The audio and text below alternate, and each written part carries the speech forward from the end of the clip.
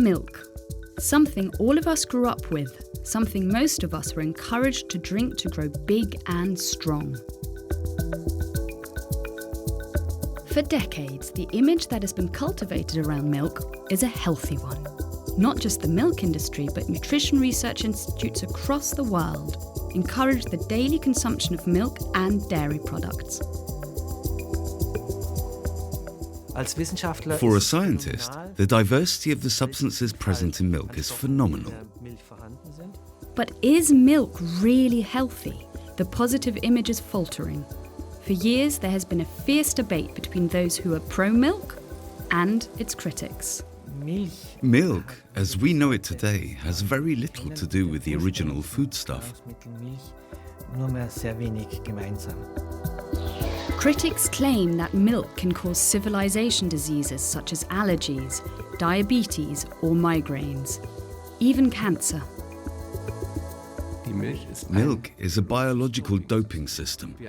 We are talking about a process that repeatedly pushes us into growth phases. In my view, civilization diseases are illnesses caused by excessive growth. Those for and against milk accuse each other of setting an aggressive tone. As a result, milk is one of the most disputed products in the food industry. We are studying, we are observing. I'm not in a war. It is the anti-milk faction that's on the warpath. Consumers are increasingly uncertain. Whom should one believe? We are on the search for answers. Is milk healthy? Or is milk bad for you?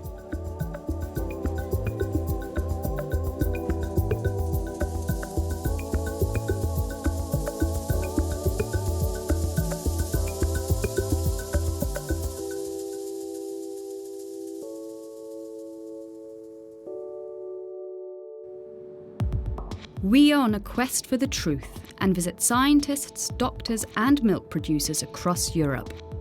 Our journey begins in the northwest of France. We want to see how milk is processed nowadays and what consequences this can hold for its consumers.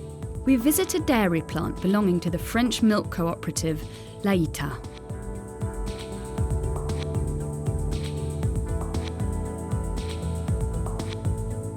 The farmers deliver 40 tankers of milk to the plant. That is 1 million litres every day. The dairy uses it to make cheese, butter and milk powder. President of the Lactose cooperative is Dominique Charget. As a representative of the milk industry, he considers the debate around milk overhyped.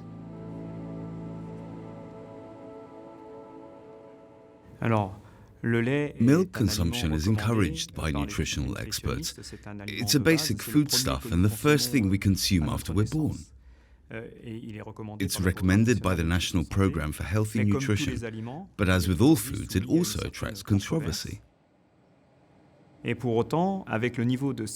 to the high health and safety standards in today's dairy industry, there's never been less risk. But there are still people who say milk is not good. I think back to the example of butter. 10 years ago it was criticized for having too much cholesterol, but today it's recognized as a good food. In a modern dairy, the milk goes through several processing stages on arrival. The most important are homogenization and pasteurization. Homogenizing is when the fat particles of milk are broken up to prevent it from getting creamy. During pasteurization, the milk is heated for 30 seconds to 72 to 75 degrees Celsius to kill bacteria and increase the milk's shelf life.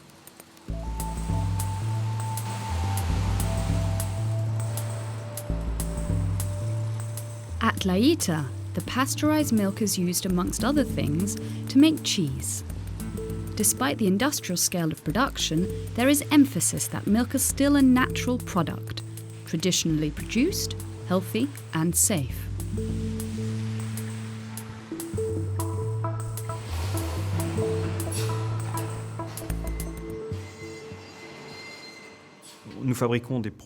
We make dairy products like cheese, butter and yogurt the same way we did 40 to 50 years ago. Naturally, with new methods and techniques that are recognized and monitored and are under strict regulation. I think, due to the safety of these controls, milk is an excellent product that you can consume without a problem. Le lait est un excellent produit que l'on peut consommer sans problème.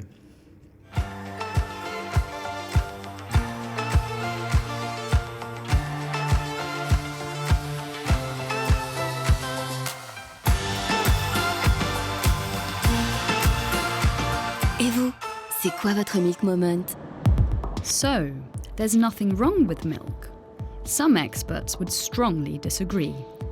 We go to the Alps, to Innsbruck in Austria. We want to find out whether the processing that milk undergoes can have an effect on our health.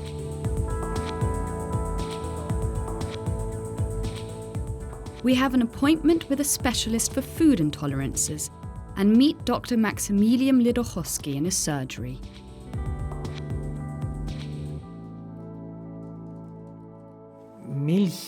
Milk, as we know it today, has very little in common with the original foodstuff.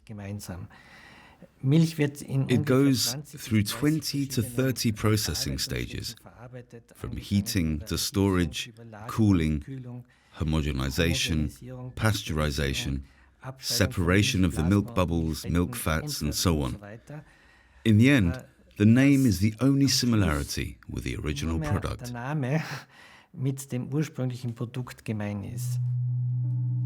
Amongst Dr. Ledochowski's patients' records, there are many cases of food intolerances. Their roots lie in the processing methods used by the modern food industry.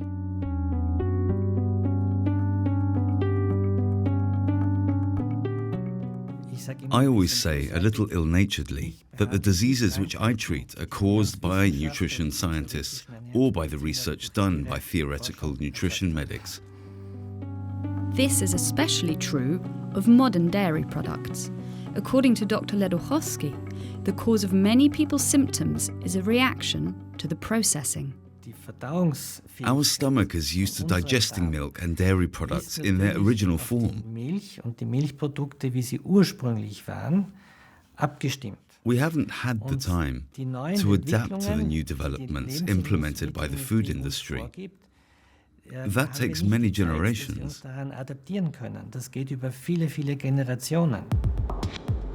Has milk become problematic for our digestive system due to its processing as a modern industrial product? What do the official nutrition institutes say? We travel to the north of France, to the Pasteur Institute in Lille, the world's leading centre for fundamental research. It advises the French government and the World Health Organization. Professor Jean-Michel Le Cerf is head of the nutrition department. He is amused by the notion that modern processing can have a negative effect on milk. It's a funny idea. All food is processed. These procedures can have a negative or a positive effect.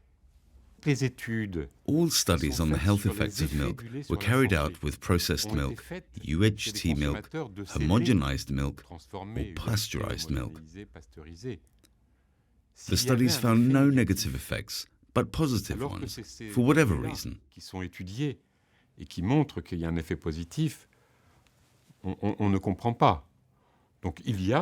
Perhaps there are changes that need to be examined, analyzed, perhaps corrected. But overall, there are no noticeable negative effects.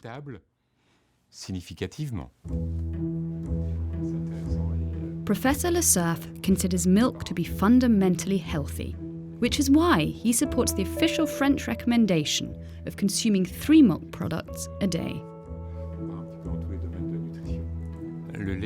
There are 2 reasons why milk is so special. Firstly, it has a unique composition and is one of the most nutritious foodstuffs there is. The other reason, which I think is even more important, is what milk represents. It's the first thing that nourishes the young, and that symbolism gives it a certain strength. Et cette symbolique lui donne une force particulière.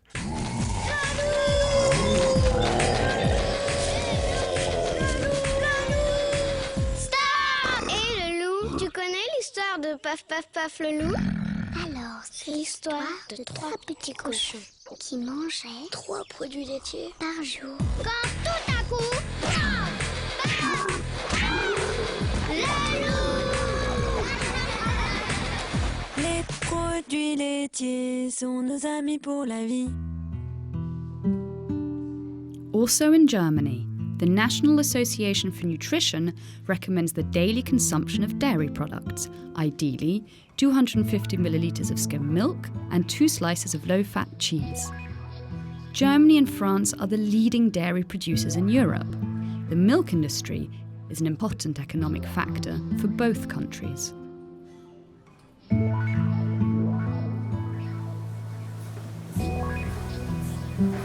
France produces 25 million tonnes of cow's milk a year. Germany, almost 32 million tonnes. Such a large output is only possible through efficient dairy cow breeding and through using high-yield cows and concentrated feed, power feed. We want to know what conventional milk production looks like today and visit a dairy cow farm in northeast Germany. Dairy farmer Philip Kowolik is in charge. On our farm, there are about 1,000 dairy cows that give milk daily. They're milked 3 times a day, stand in 4 different barns, and are in 6 different groups.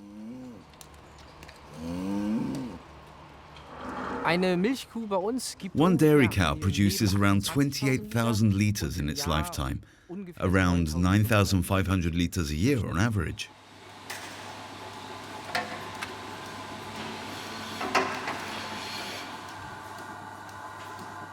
Conventionally speaking, we are a little above average. Of course, by maximising the animal's welfare, we aim to increase the cow's productivity. A cow that gives a lot of milk has to be kept healthy. It has to feel comfortable, otherwise it won't produce much milk. They're not agitated. That's how you can see you're doing everything right. They're not nervous, they're not kicking, but standing calmly. The quality of the milk and its makeup is determined by how the cows are kept, their health, and what they are fed. On this dairy farm, the cows get hay and an energy-rich feed, a power feed, that is made up of corn, grain, and coarse colza meal. Without it, they would not produce as much milk. But aren't cows natural grass eaters? My opinion is that today's cow needs energy-rich feed. If we put the feed and the hay side by side, the cow would eat the feed first, as it has a certain thirst for energy, and we have to address that. We can't compare this dairy cow with cattle from 2,000 years ago. In my opinion, a high-performance cow that makes a lot of milk is much healthier because it has to be well managed to put out a lot of milk. A cow doesn't produce the milk just like that. It doesn't just fall into the milk tank or the milk bottle. It takes a lot to manage a high-yield cow. Philip Kowolik does not think this highly efficient way of keeping cows has negative effects on milk, just the opposite. According to him, overall, the milk quality has improved. The substances in milk have stayed the same. There's been no change in the last 20 to 30 years. The quality of the milk has improved if we are talking about the cold chain, which is always kept at 4 degrees, and that the milk is rapidly cooled. Then the milk is packed for transport and is brought to the dairy. This supply chain has become very efficient and is constantly controlled. Every cow is examined for its milk quality once a month. There are so many control mechanisms in place that I can certainly vouch the quality of milk is better.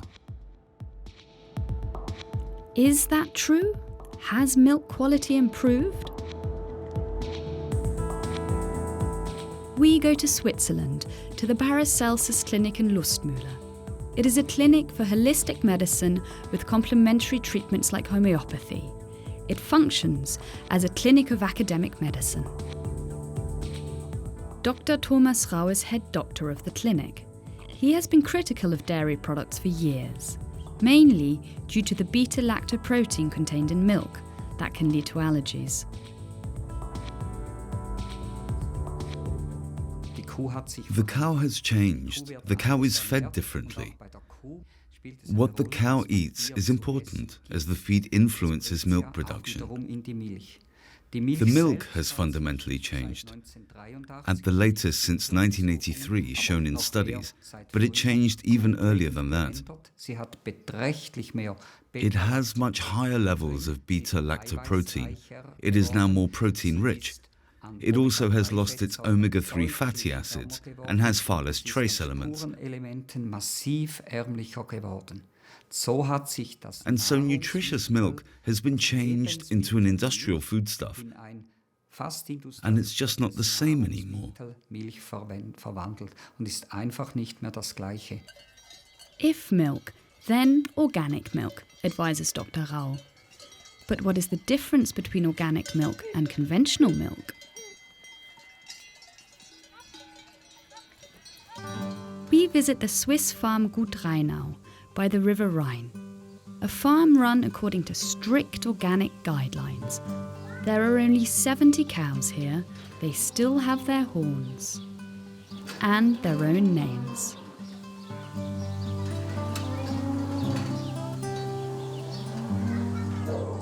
We meet the organic farmer and former farm manager of Gut Rheinau, Martin Ott. Ott has set himself the goal of taking the turbo out of milk production. You see, 200 years ago, the world champion milk-producing cow was making around 2,000 kilos of milk a year. Today, it's 27,000. That kind of breeding compromises health. Züchtung geht natürlich nur auf Kosten der Gesundheit. On the other hand, we have a milk surplus. The milk that isn't needed lowers the prices. The pressure increases and we end up in this familiar spiral. And I made the wonderful discovery. You just have to understand the cow. Understand the cow in its field and give it the direction it needs, the task that it actually wants, and the role that it has always played, and that is eating grass.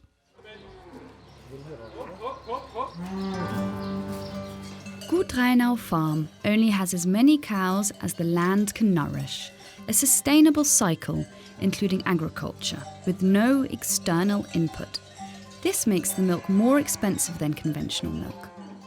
It is a countermodel to conventional cattle farming that buys its feed, including corn and palm oil, from the global market.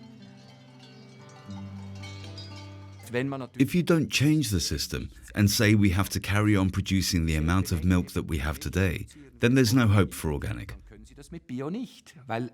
Organic is always a system, and the milk that is produced from grass will always be in limited supply due to cows. If we let this cycle take over again, then we will have less milk and the milk will have a better price. It may be more expensive than Coca-Cola, and then everything will be back in order. And then milk will have its correct role in nutrition again, and not just be a mass product that one can consume industrially in all forms from anywhere.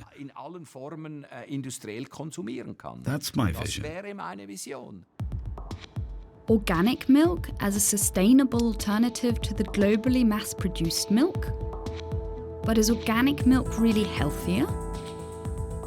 We go to the Max Rubner Institute in Karlsruhe, the National German Research Institute for Food and Nutrition. We have an appointment with Professor Bernhard Watzel, head of the Department of Physiology and Biochemistry in Nutrition. The way we feed the cow affects the makeup of the milk. And that means, due to organic production regulations, we can influence the makeup of the fatty acids, which results in better composition and higher levels of nutrient-rich substances in organic milk. For example, the omega-3 fatty acid, where we find levels that are 50% higher. In the long term, it's certainly an advantage, but even so, it's a moderate advantage. Milk is healthy, according to the Max Rubner Institute, and organic milk is a little bit healthier. Yet, there are many people whose system cannot tolerate milk. The most common reason is lactose intolerance. In Central Europe, this affects 1 in 7 people. Awareness of lactose intolerance has risen sharply in recent years. More and more people believe they are suffering from it. But what is lactose intolerance? We asked the expert for food intolerances in Innsbruck, Dr. Maximilian Lirochowski. Lactose intolerance is actually normal, according to the global population, as 75% of people lose the ability to break down milk sugar, lactose, after they are breastfed. If the milk sugar is not broken up, it is fermented by bacteria in the gut, and these fermented products create problems, such as stomachache, diarrhea, bloating, and so on. According to Dr. Lirochowski, lactose intolerance is on the rise. But he thinks there is another problem.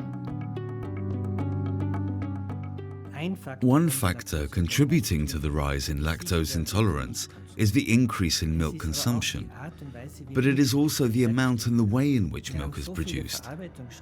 There are so many steps in the processing system that can lead to intolerances that this in turn leads to the increase in intolerance reactions. And this is typically attributed to lactose intolerance. But often, it is a combination of intolerances, not just the milk sugar itself. Previously, we didn't put any thickeners into our dairy products. Nowadays, you can hardly buy yogurt that doesn't contain alginate or carob gum and these things, only so it becomes creamier and has more flavor.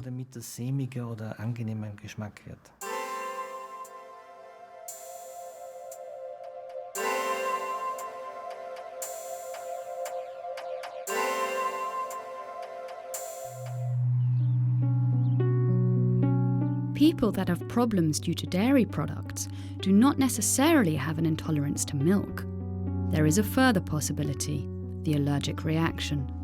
In the Paracelsus Clinic for Holistic Medicine, Dr. Rao recommends his patients to cut out dairy products. How are the infections? I got one recently, but it cleared up much more quickly. The sore throat was gone within 2 days. What have you changed in your diet? I have cut out gluten and milk. Good. And how is that going?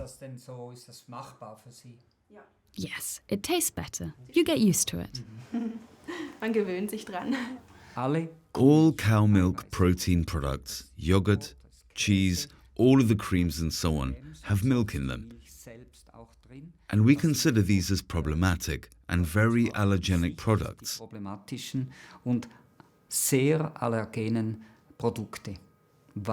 Because beta-lactoprotein, the milk protein, causes the most allergic reactions out of all foods, much more than lactose, than gluten and nuts and all that.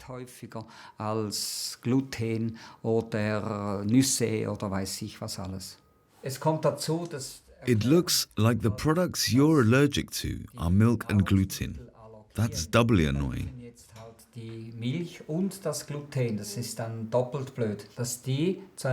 That has destroyed your gut flora and your intestinal mucosa. And this affects your whole immune system. Diese Menschen haben dann eine leicht höhere Histaminhaltigkeit. These people have slightly higher levels of histamine in their bodies and react stronger to secondary allergies. Wir haben die Leiden, die der Kuhmilch. We have the symptoms of those allergic to cow's milk, the much more rare allergy to gluten. So the celiac also has secondary allergies, is allergic to hay pollen or strawberries or cat hair. Secondary allergies. An estimated 1% of adults in Central Europe are allergic to cow's milk. In the Paracelsus clinic, this percentage is much higher.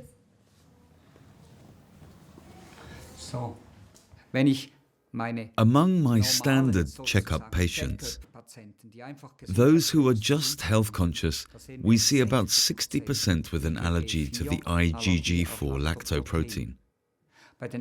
With our autoimmune patients, it is over 80%. Amongst our cancer patients, it's almost 95%. This is an incidental rise of these illnesses. And when I see it in hundreds of patients, for me, that has the authority of a study. I just see it so much.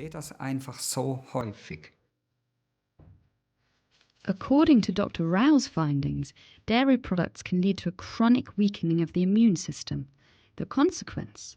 Increased infections, such as chronic angina or chronic sinusitis. One litre of milk is made from thousands of cows. These thousands of cows are treated with antibiotics. Their proteins are altered by pasteurization, and you get an immunological mashup. In our region, there are 30,000 cows whose milk is mixed together. That means 30,000 different immunological profiles that are picked up. It's an avalanche of immunological information that rains down on our young children. Von immunologischer Information, das auf unsere kleinen Kinder niederprasselt.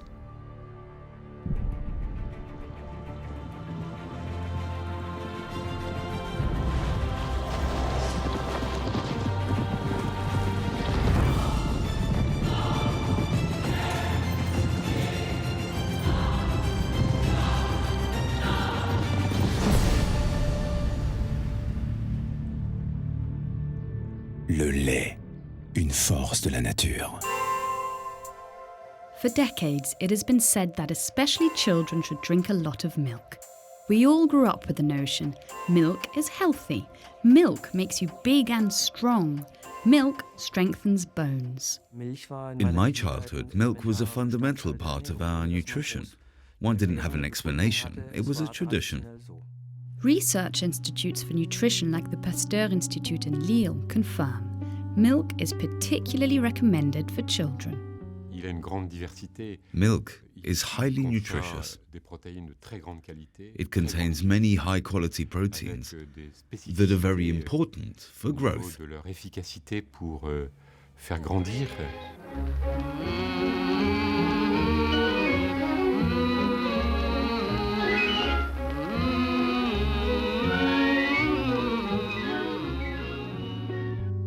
Milk critics, like the specialist for nutrition Dr. Lidochowski, do not consider milk as being good for children and young people, and recommends against it.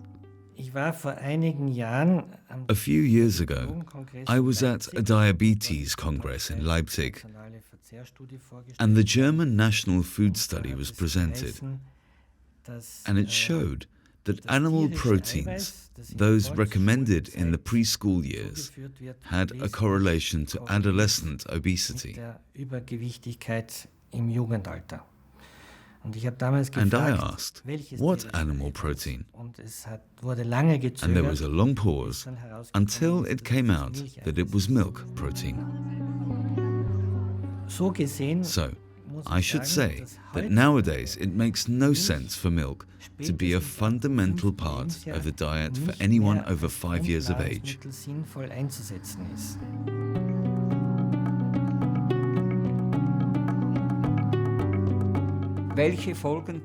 What consequences could milk consumption have for children? Widely diverse ones. Children get allergic illnesses, asthma, and even long-term, due to the ongoing irritation of the immune system, autoimmune diseases. Autoimmune illnesses are increasing the most amongst children. Juvenile arthritis, diabetes, and various other illnesses which are autoimmune.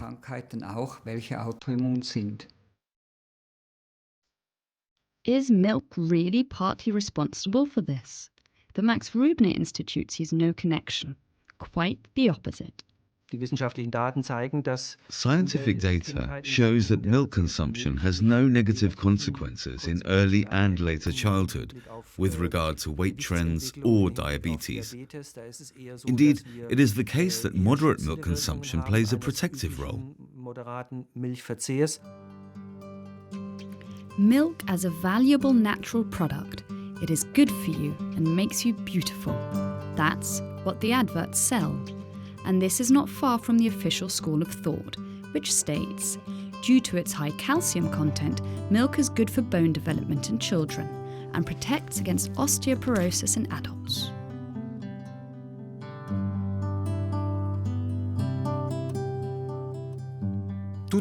All the clinical trials in which subjects were given milk or calcium products over a long time frame show that bone density increased. Bones strengthened and their calcium concentration increased. Et donc, toutes les études montrent que les produits laitiers contribuent à la lutte contre l'ostéoporose. But not on their own. Osteoporosis is a complex disease with various factors. That milk and dairy products are rich in calcium is certain. If we go from the assumption that one needs 1,200 milligrams of calcium a day to keep bones healthy, it means that we should consume a liter of milk a day. That would mean that mammals which no longer have a source of calcium after they were breastfed would develop osteoporosis. Which means that all people who are lactose intolerant should develop osteoporosis. The opposite is true. In countries where lactose intolerance is endemic, osteoporosis is much more rare than in countries where people tolerate lactose. So Germany, Scandinavia, where milk consumption is highest. Milk consumption is especially high in Sweden, where a study was published 2 years ago that caused an international sensation. It claimed that people who drink a lot of milk do not have a lower, but a higher chance of breaking their bones, and they even die earlier.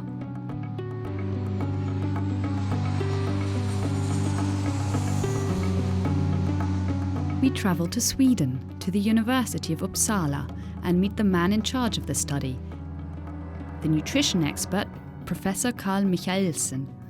He evaluated the data of 100,000 Swedish men and women aged over 40.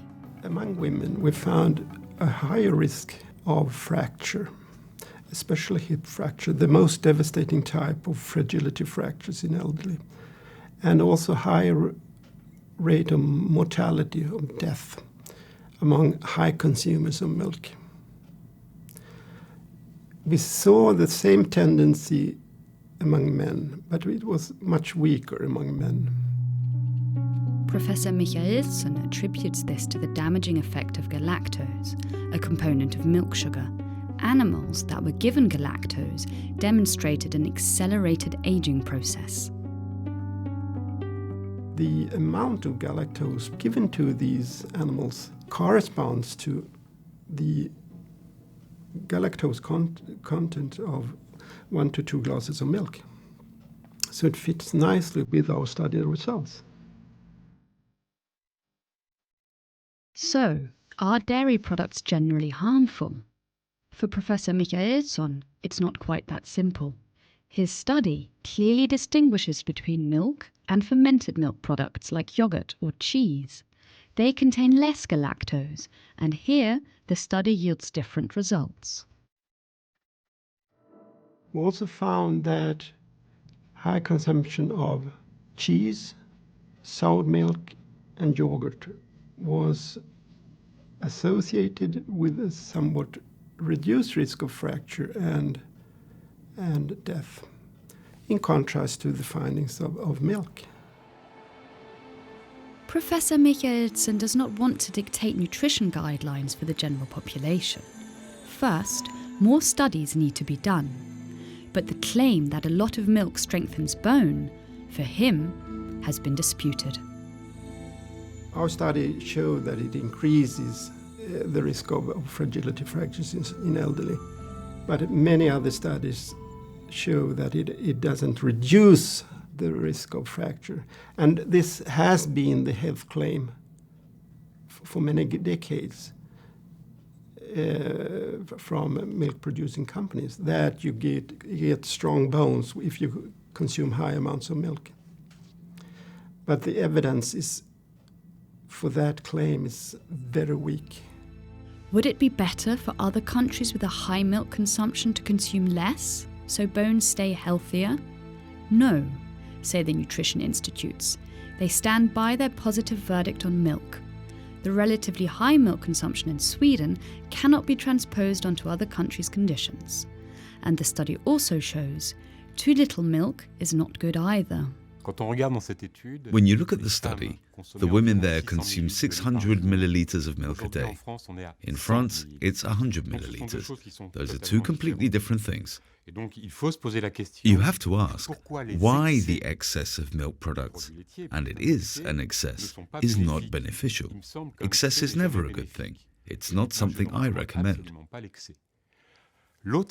Another exaggeration which this study shows is that people who consume no milk, for example children that have an intolerance, break their bones 2 to 3 times as often. That is proven here. 2 à 3 fois plus de fractures. Ça, c'est totalement démontré. The study from Sweden demonstrates that for complex foods like milk, drawing final conclusions is difficult. This raises the question, how far can the results of individual studies be generalized? That's the core question when you engage with the issue of the health benefits of different foods. What data do we have? Not every study is of the same quality. And now we have clear criteria generated by the scientific community that can be used to assess studies. How significant are the studies? Are they purely observational or interventional? They are all different types of studies that, taken together, can be considered as evidence and allow us scientists to say we have convincing data, probable data, possible data.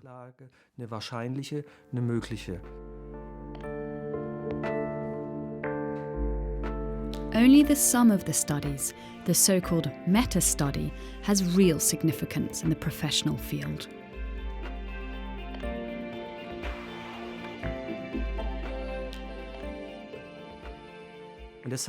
Which is why I always warn journalists from relying on one study. One can always find a study that proves their argument or interpretation, but this is not scientifically correct. We need to take all things into consideration, and only that will allow us to objectively assess the data situation.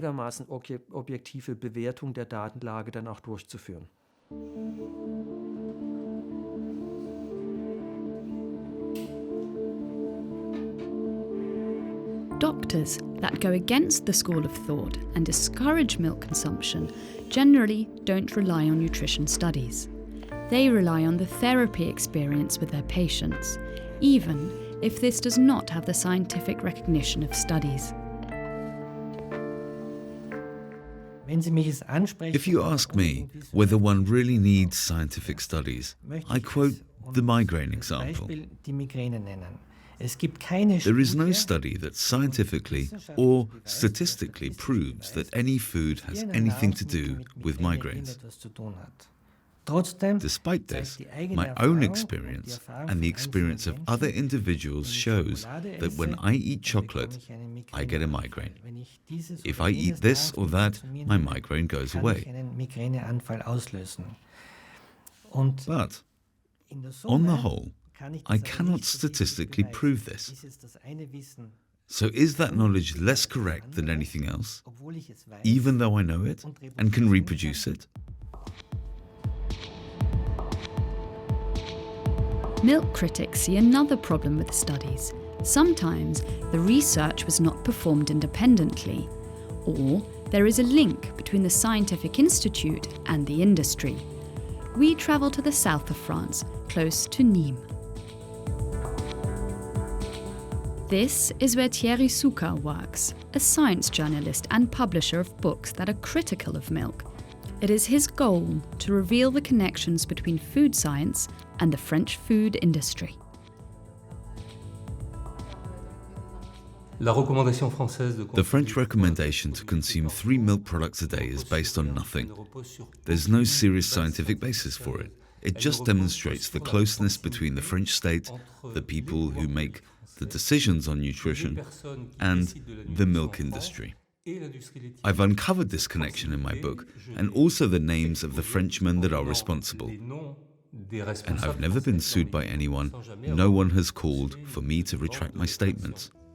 Souka is critical of the Pasteur Institute in Lille. According to him, it is not financially independent. The Pasteur Institute in Lille is in a tenuous financial situation. It's dependent on money from industry, in particular the milk industry. It is true, the Pasteur Institute is a private, non-profit foundation that is largely financed by private research and consulting commissions. French dairy corporations like Danone and Lactose make up their clientele. We receive a small amount of government funding. We are 80% self-financed. It's exactly the same as with other research organizations. In France, research organizations receive financing from multiple sources, from the state and from the private sector.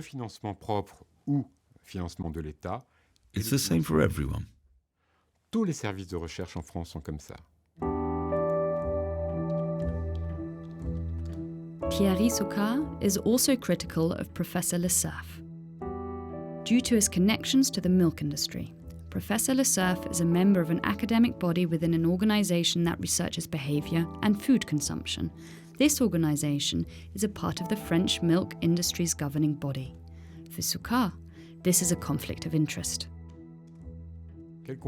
What conflict of interest? It's voluntary work. It's a group of researchers, sociologists, psychologists, and nutrition experts that meet to work on theses and organize symposiums. We do it because we're fascinated by our field of work. I really don't see where there's a conflict of interest. Everyone aside from him sees the problem. The entire press considers it a problem. Everyone who's involved with the ethics of it sees a conflict of interest between the researchers and the industry. But when you ask the scientists and researchers who are connected to the pharma or food industry, they don't have a problem with it.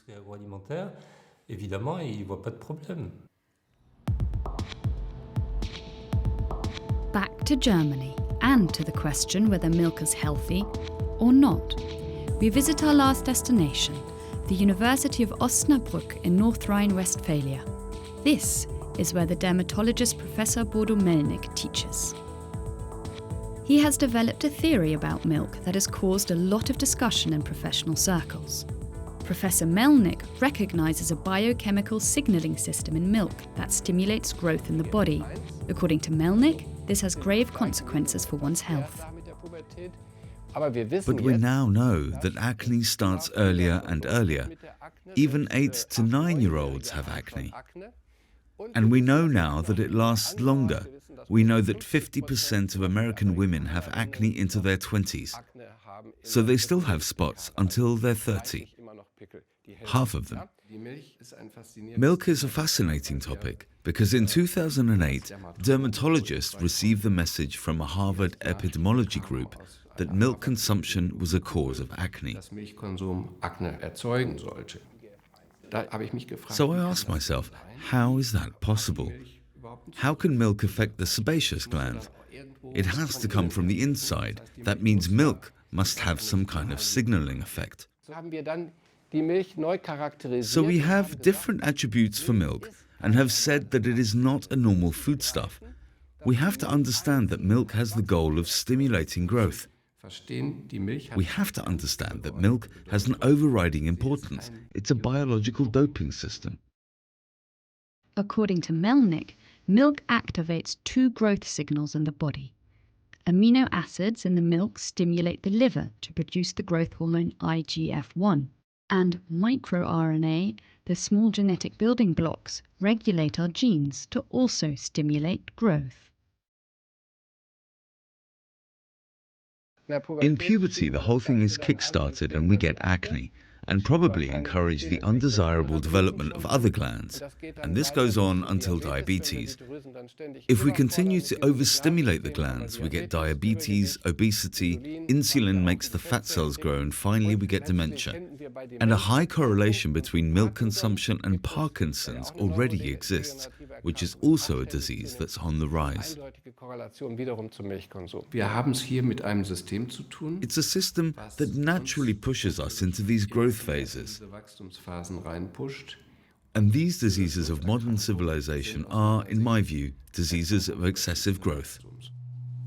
Professor Melnick claims this growth can even increase the risk of cancer.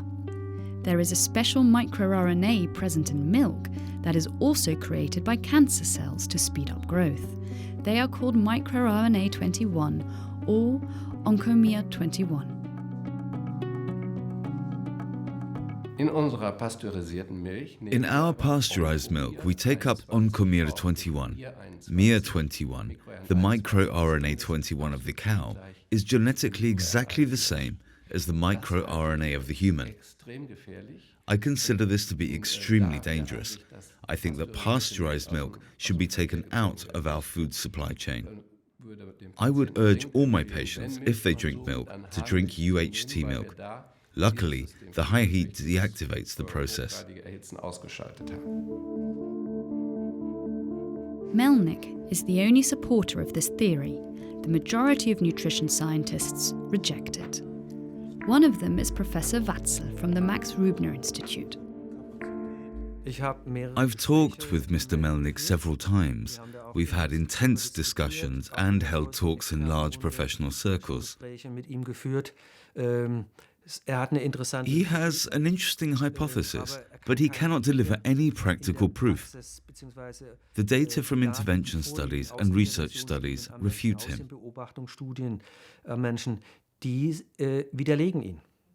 This means the majority of studies do not find a correlation between diseases of modern civilization and milk consumption.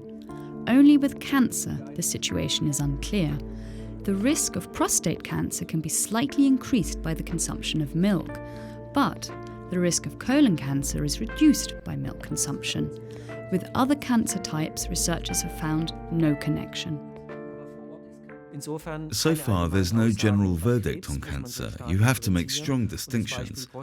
Prostate cancer is the only example where it's been clinically shown that high milk consumption may have a negative effect. We have reached the end of our journey. Is milk healthy or unhealthy? The verdicts contradict each other. The studies are inconclusive. Whom should the consumer believe? The scientists that rely on studies, or the doctors that rely on their practical experience? When you're asking whom to believe, then believe me. Simply because I think I'm right, and my personal experience has shown me that I am right. I may be swimming against the current, but I am a school doctor and not a doctor of alternative medicine. I do not pursue an esoteric agenda, but simply refer to studies that I have done and to my own personal experience.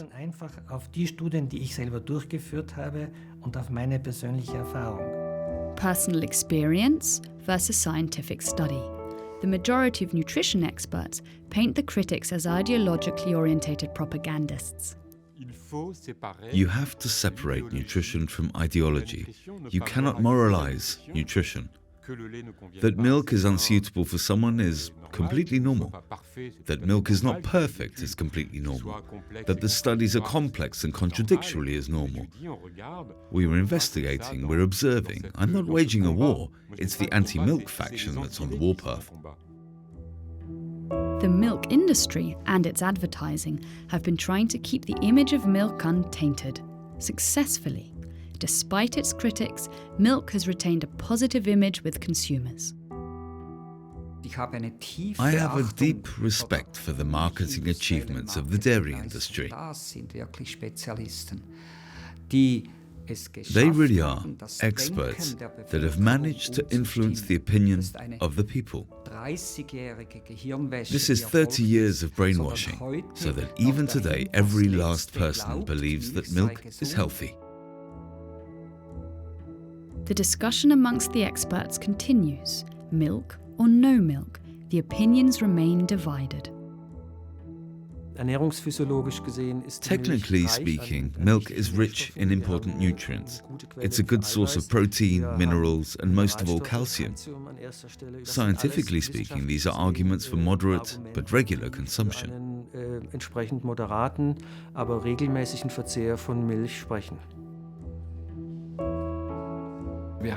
We have a vast amount of products in this field, and I think it's an excess. It's an overstimulation over decades, and the effect is not sudden but creeping, which is why it goes unnoticed.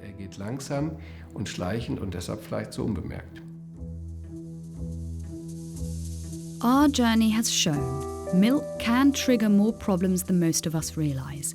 Yet, some people benefit from consuming milk. Whether milk can cause illness on a large scale remains disputed. Which experts to believe is ultimately up to each one of us.